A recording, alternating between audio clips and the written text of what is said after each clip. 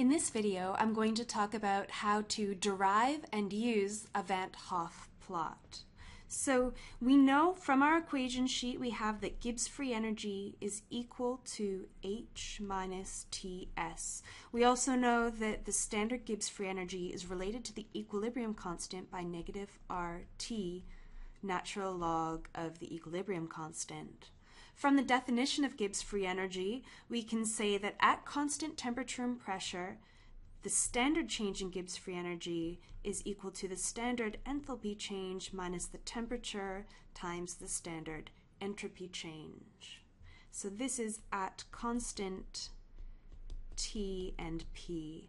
Now we can equate this delta G naught with this delta G naught. So what we get then is negative RT ln K is equal to delta H naught minus T delta S naught. If we divide both sides by negative RT, so over negative RT, over negative RT, and over negative RT, then these cancel, and these negatives will cancel, and the temperatures will cancel, and we end up with ln K is equal to negative delta H naught over R times 1 over T plus the standard entropy change over R.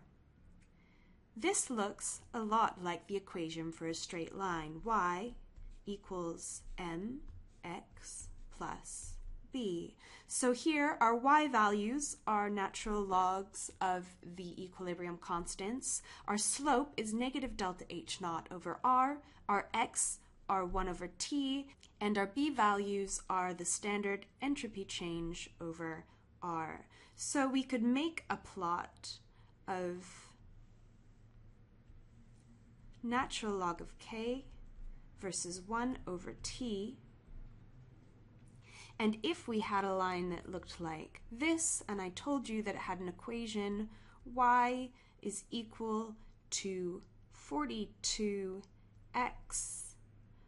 plus 12, then we could solve out for the standard enthalpy and entropy given the slope and the intercept of this line. So let's say that we want the standard enthalpy, and that's exactly what this Van't Hoff plot is useful for. It's useful for getting a measure of standard enthalpy and standard entropy for different reactions. So if we wanted the enthalpy, then we know that the slope m is equal to negative delta H naught over R, which in this case is equal to 42. So here delta H naught is equal to negative 42 times R.